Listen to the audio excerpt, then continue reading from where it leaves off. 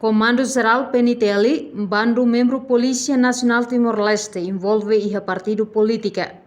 Comandante-Geral Polícia Nacional Timor-Leste, Comissário Polícia Faustino da Costa declara: bando membro polícia envolve partido, ba jornalista sira quarta-feira, Loronhat fulan dezembro tinangne, foi participa cerimônia tomada de posse e a comando Polícia Nacional Timor-Leste, município Dili.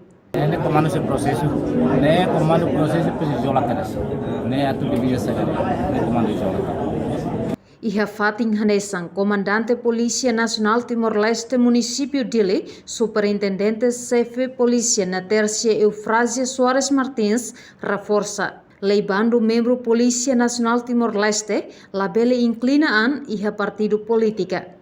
Claro, né, claro. Lei vai a polícia Hanessan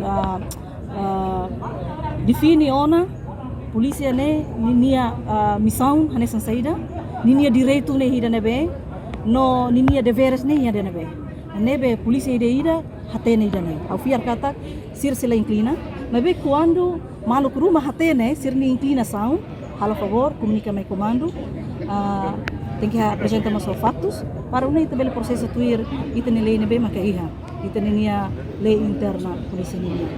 Comandante Nemos Fiar Katak, membro Polícia Nacional Timor-Leste, se la inclina an e a partido política. Reportagem Beatriz Belo, Televisão Timor Post.